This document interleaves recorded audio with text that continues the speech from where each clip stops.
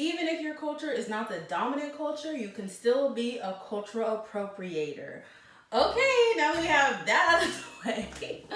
Welcome, welcome, welcome, welcome, welcome, welcome, Black. Welcome back to my channel. Hello, how are you doing? I'm excited for this video because we're going to be talking about the differences, I guess, between cultural appropriation and cultural appreciation. So I'm excited to get into it. It's really important to know the differences. You know, I think a lot of times people use it as an excuse of like, well, you know, I'm appreciating the culture, so it's okay, X, Y, and Z. And it's like, actually, no, it's not, because you're doing a lot of harm and it's actually cultural appropriation. So I'm going to get into a lot of ins and outs in this video. So stay tuned and here we go. Let's get into it, yeah.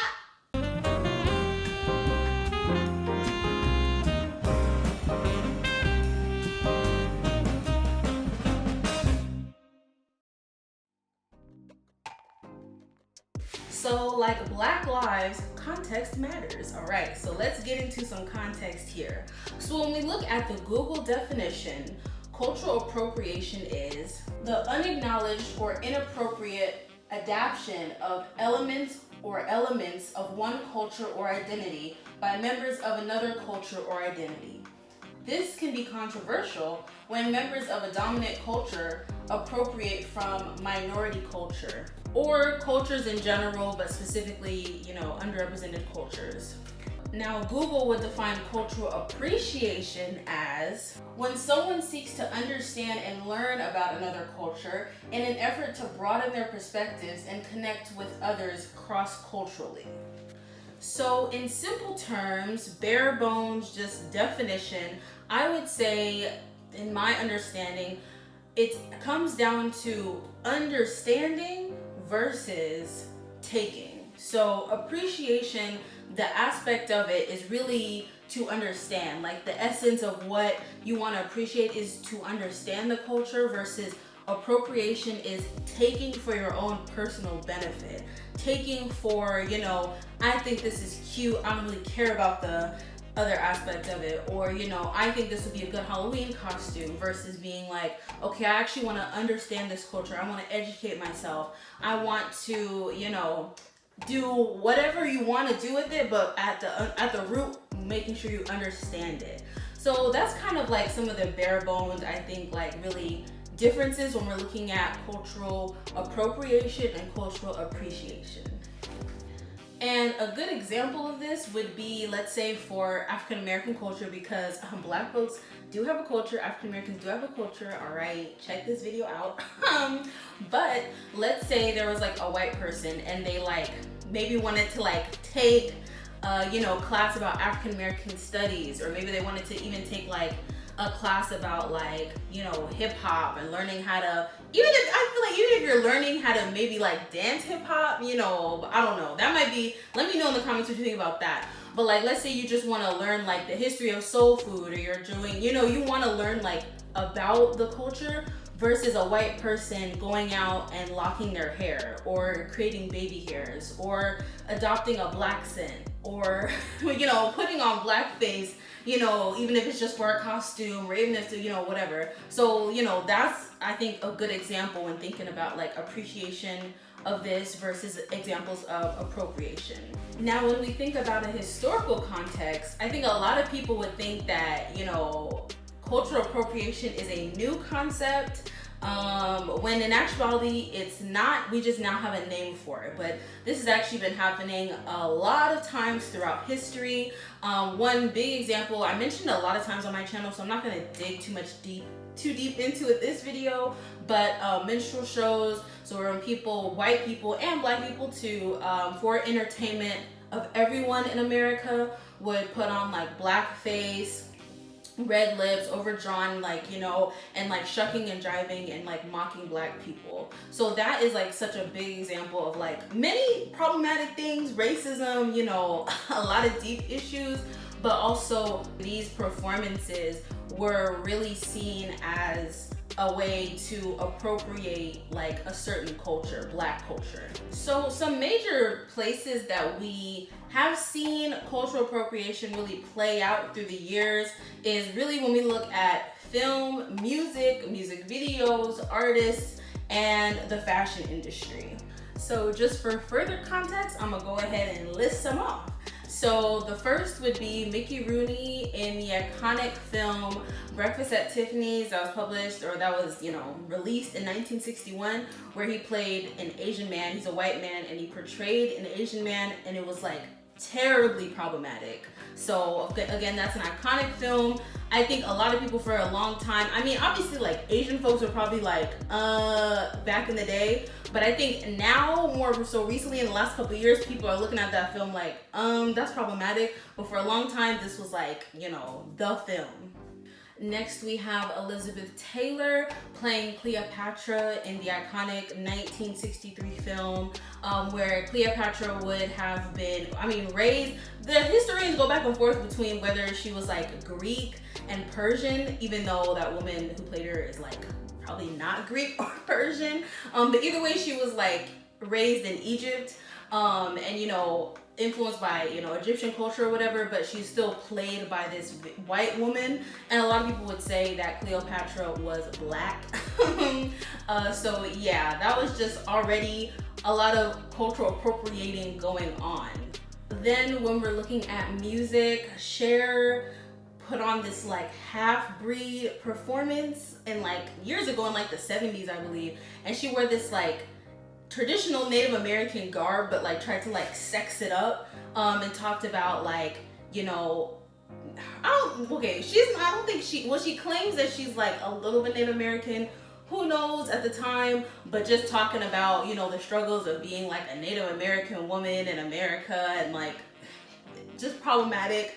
But again, when we think about music, and these representations, and of course at the time, it was like, ooh, this is exciting, this is fun, this is pretty, but it's just like, this is definitely cultural appropriation. Another hitter, which, really hits home for me because I was like really into this album, but Gwen Stefani and her Harajuku girl phase, when we look at like the music, the album, but just the makeup, the dance moves. And I will say, I'll touch on this a little bit later, I feel like a lot of people would be like, well, Gwen Stefani put like the Harajuku girls on the map and like made, brought a lot of awareness to like this Japanese culture and things like this. And I will say to that, just because you bring attention to something, and like put it on the map, doesn't mean that it's not cultural appropriation, and doesn't mean that it's not wrong. So just wanted to say that for the record now. Now when we get into fashion, there is the infamous spring 2017 Marc Jacobs show, where the models who were white, I think maybe there was like a couple maybe black models, I don't even know, but the models were wearing like locks, dreads, they were colorful, and it was like a whole thing, which was absolutely cultural appropriation. And lastly, the Victoria's Secret 2016 show, where white models wore like Asian inspired looks, literal like Chinese dragons, knots, like very traditional Chinese like attire, and a lot of other things. So these are just some examples that we've seen, throughout time in various industries where cultural appropriation has like run rampant. Now comment down below what you think of these examples, and I feel like some people might think like, okay, well, a lot of these examples, some of these examples, it was highlighted in a positive way. So like, is it really that bad? If, again, it brought a lot of attention, or like the person probably did the research, or the person probably like, had good intentions. And I'm like here to say that that really doesn't matter. It really doesn't matter, because at the end of the day, if you want to really appreciate a culture, wouldn't it be better than to actually have that culture represented? And a lot of folks did not do this. A lot of people in a lot of these industries don't necessarily think that way, because they're just thinking about what's going to make money. So when you're using and appropriating a culture for commodity's sake, that's terrible, because really you just want to get the money for it and not necessarily actually honor that culture or that, group of people really, and their customs. So that's really why this is problematic, because especially for like the fashion industry, One can argue like for film, it's like, okay, well, stories being told, that's another video. Let me know if you want me to do that. But like especially for like fashion, and I will say music, it's mainly for like what's hot, what's in, what's trendy, what's gonna make us a lot of money. And that is extraordinarily problematic because the culture who, would actually practice these customs aren't being represented, but also aren't going to get the money that this white person behind them is going to get, or like these like white people who are representing this culture are gonna get. So I would really argue that a lot of times the people behind these like runway shows, these problematic music videos, problematic films really aren't trying to appreciate the culture. that probably really isn't the goal. And if they really wanted to appreciate the culture, they would have people who represent the culture at least on the main stage, like actually benefiting from it, versus them benefiting from it and then other people mocking the culture essentially. And really what this kind of gets at, and the messaging that this has, in terms of people who are not the culture representing this culture, cultural appropriation in general on a big scale, is kind of like, let me take your culture and let me show you that I can do it better. That's kind of what the messaging is. Like, let me show you like, how I can make money off of it. Let me show you how I can I can make it look better than you ever did. That's like the messaging. That might not be the intention behind, people who cultural appropriate, but that's kind of what the message comes across as. Now let's get into the problem. Of course, I already be touching on the problems, but I just want to, make it clear in these little segments. So the main problem that I personally have with cultural appropriation, I will keep it, on me. I think a lot of people have, very different problems with it. Comment down below what your biggest problem with cultural appropriation is. My issue is that now, with the way capitalism works, the way diversity is really in style now, the way, America just runs as an American, I can speak for what I see. I feel like now there are people who are going to benefit from cultural appropriating more so, way more than people whose culture it actually is. So I'll give an example. The Kardashians, Kim Kardashian, all their clan, they can wear some cornrows and, be trending on Twitter and, get people talking about them, think pieces written about them and all these things. And at the end of the day, that's capital for them because they're staying relevant, they're staying famous, and, they're essentially always going to be able to make money off of stuff like that. Versus a black person who tries to go to work or goes to school with some cornrows and gets told that it's not professional, or gets kicked out of the school, which happens, or gets teased or something like that. That's really my issue with this, is that it's not really fair at all. And I think unfortunately this is a reality for a lot of, I'll say, different cultures in America, but specifically black culture in America. It's so commodified that, now you have people being like, well, I can say the N-word, right? Because, whatever I said, I heard it in a rap song, or I can really just like take apart all these aspects of black culture. And of course, that's a whole different video. I think I touched on it in one video of mine, but I think people are just gonna, as time goes on, if we really, I hate to say, but relatively gatekeep some of our cultural aspects, like people are just gonna keep taking and keep making money and like being successful off of the backs of black people, which is, the real song of America. And black people are not going to be able to get this same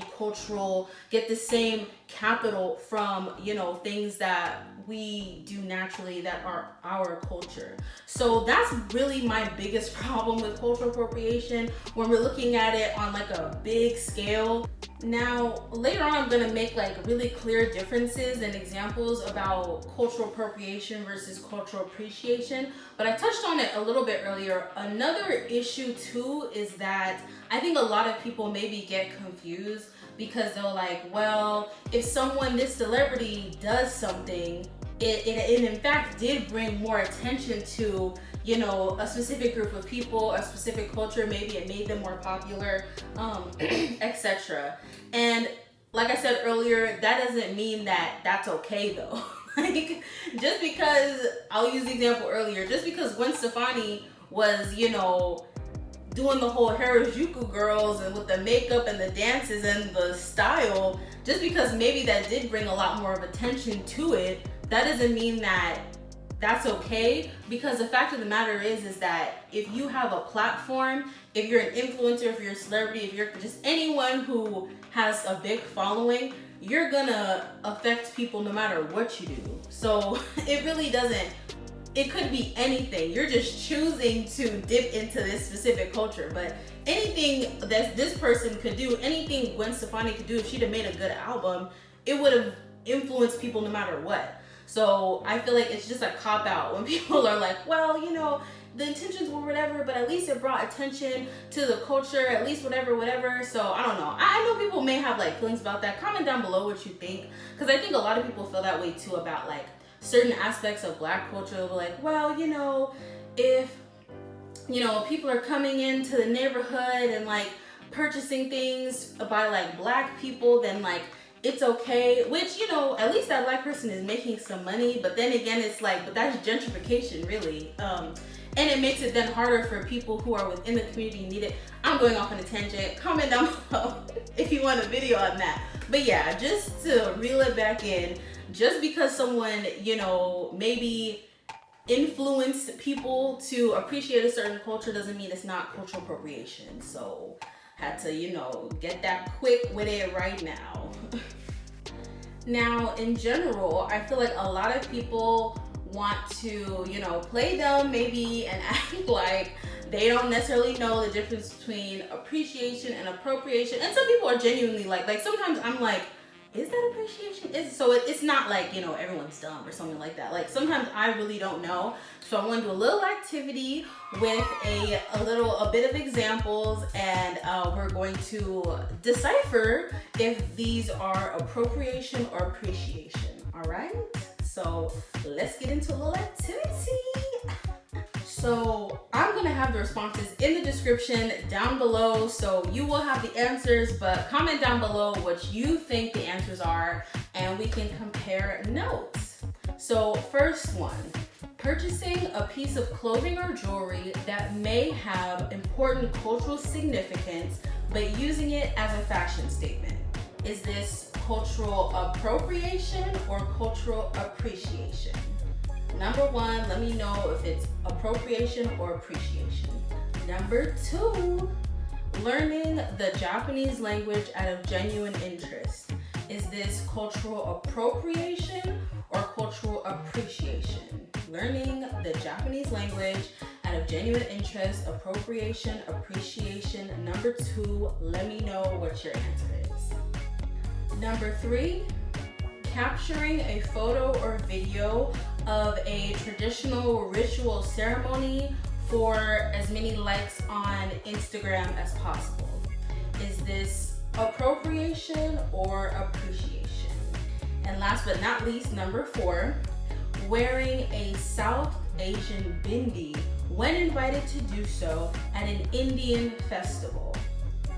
Appropriation or appreciation? Number four, let me know appropriation or appreciation. So again, I will have the responses to these, the answers, correct answers, in my eyes at least, and let me know what you think down below in the description box, and probably a little bit description of like why. Now we get into my favorite part of my videos, which are takeaways, something you can walk away with knowing like, okay, I got something from that video. So takeaway, I'm not even gonna do the whole number one because it's a couple of them. So the first takeaway would be, in general, to amplify cultural voices, look for books, poems, essays, literature, research on certain cultures, but the key is to really pub and support things that are written by people within that culture, not people who are like on the outside looking in. hashtag a lot of anthropology, a lot of the anthropological, research and stuff like that. But if you're going to do this, you're going to read and these kinds of things, just make sure it's actually written by and sourced by people who are within that community.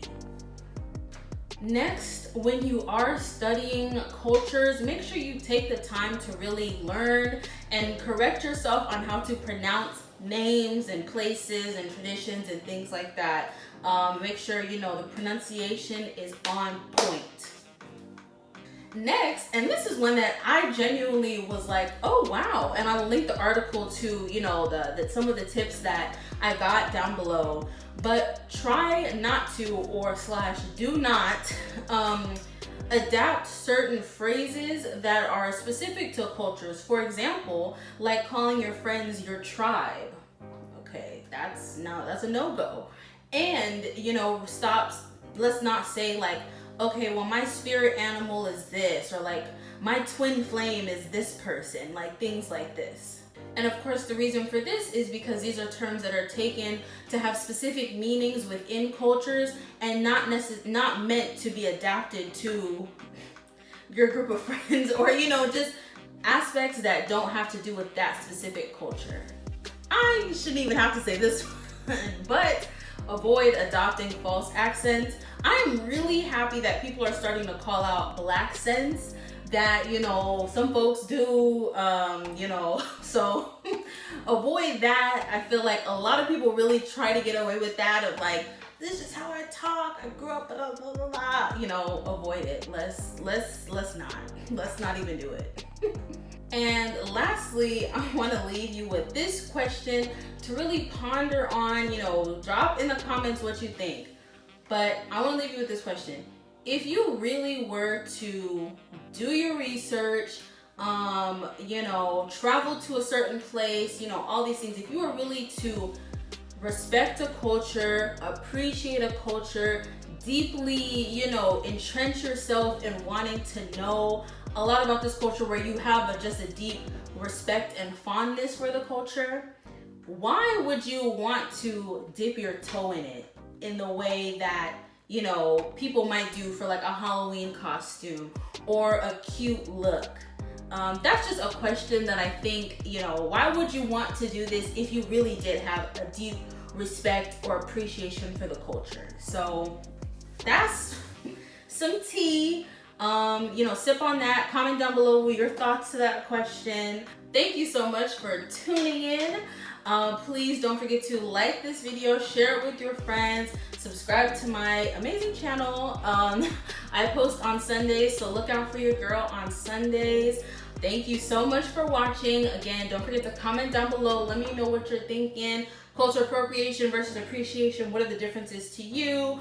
Comment below your thoughts throughout the video, your answers to the activity. Thank you so much, and I will see you next time. Black knowledge is black power.